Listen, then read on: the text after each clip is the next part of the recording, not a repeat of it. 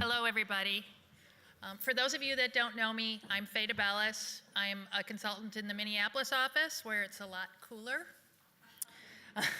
I'm also a board member of APIC. This has been a fantastic conference. It's a great organization. And I want to take a moment and thank our sponsors. And first, I want to just say thank you to all of our sponsors, and I hope we have some in the room. I want to just say thank you for helping us put on an amazing conference, and I think we should all give them a hand.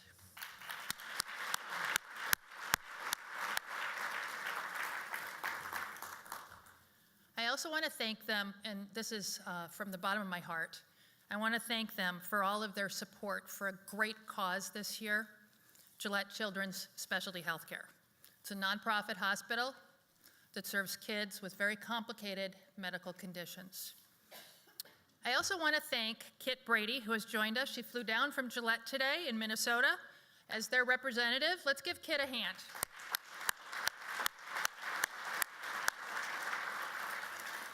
Everybody needs to go talk to Kit, all right? So every year, our sponsors do a wonderful thing, and they buy wine that allows us to be able to support some fantastic causes over the years. And we have supported just some fantastic things.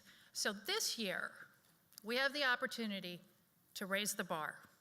I think collectively, when we think about the collective power of APIC in this room, we can do so much together. So by all means, please go out and bid on some fantastic vintages. And I hear there's one heck of a bottle of whiskey out there. But if we feel so moved, I think we can do more. As a group, I think we make a huge difference in kids' lives. In the words of Donald Trump, it's going to be huge, right? Huge. So this year, this is personal for me. I also serve on the Gillette board, and they serve really vulnerable kids. Kids with disabilities that often are really extreme, sometimes extremely rare. These kids come from all over the country. They come from Texas and California or Florida. They actually come from all over the world. We've had kids from Italy and South America and the Mideast. And these kids all need your help. I don't do this very often, sorry. So I want to take a moment and just share a really brief part of our family. And I don't do this very often, but this matters, and so I'm going to right now. I know I'm not the only one in this room that's jumped a hurdle or two for a child that they love. What we do for our kids, right? And this parenting gig is not for the faint of heart. My husband and I have faced some pretty dark moments, some frightening moments. We have been told more than a few times that our daughter might not make it. We might not see her first dance, graduate from high school, go to college, or live life. And I won't ever forget the first time I heard this. I was at Gillette, and a doctor leaned over. This moment is crystallized in my mind. He put his elbows on his knees, and he looked at us, and he said, "I can't buffalo you. This is very grave." And I think all the blood left me, and I thought I was floating in some kind of an abyss, and I really can't tell you what happened after that. Every life has value. Every person on this earth deserves respect. And we're talking about our daughter here. But today, thanks to Gillette, and actually thanks to that doctor, his name is Dr. Stephen Smith, and he heads up the Gillette Neurosciences Fund that helps kids like our daughter live fuller lives. So today, my husband and I now know that our daughter is going to graduate from high school. She's going to go to college. She's going to live life. She's already been to her first high school dance. We are very blessed. Gillette saved our little family. So today, I'm going to ask all of you, help kids like our daughter, help Gillette, this nonprofit hospital, help really vulnerable kids out there. This is important work. So I would ask all of you to take out your phones, your iPads, and open up that APIC app. Go to the charity button or the link on the left, and you'll find all the ways to be able to do this. You can also find Kit, and my daughter and her best friend Kelly out at the booths tonight, and of course there's the beautiful wines available. We're gonna raise money for that neurosciences fund. It is not sexy, it's hard to raise money for, but it really matters. I'll give you one reason why. So out of all the surgeries my daughter has had, the last one cost $120,000. Now, if she was a Medicaid kid, you know, what does Gillette get? 10 cents on the dollar, 40 cents on the dollar. In order to help kids like our daughter, we need to help Gillette. So without further ado, it is my honor, my privilege, to introduce you to a really smart young lady. I'm a little biased. She's also the standing, and that's important, living representation of why Gillette's work matters and why we all need to help them. So our daughter, Ling Fay. All right, babe.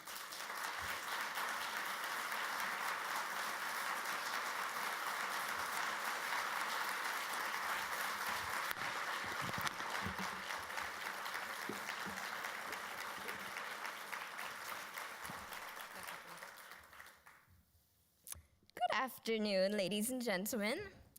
I hear there are some very esteemed political guests coming right up. But first, my name is Ling Fay, and I am here to make you feel the burn. It's a joke, I'm kidding. I actually just want you to burn through some of your cash to support a cause near and dear to my heart, the Gillette Children's Specialty Healthcare Hospital, located in St. Paul, Minnesota. Giving your money to Gillette should trump any other cause here tonight, because at Gillette, they work hard to improve the lives of children like me. They take care of kids from all over the world with really complicated medical challenges like cerebral palsy, spina bifida, and epilepsy, just to name a few. And I'm sure you all have questions about me and about my story at Gillette, but it's as simple as this. I have been a patient at Gillette for as long as I can remember. 15 years ago, I was born in southern China, and as an infant, I suffered severe nerve damage due to starvation, an unknown illness, maybe something like polio, and the lack of proper medical care. Rumor has it, I nearly died. Fortunately, however, I was adopted and now live in St. Paul, Minnesota, with two crazy and loving parents who have passionate yet contrasting political views, and an evil cat who is apolitical, except for squirrels, about which she is very verbal.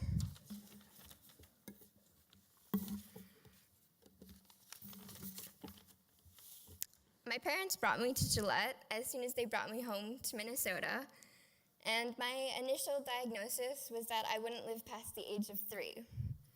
That's obviously not the case as I am standing here tonight. Thank you, Gillette.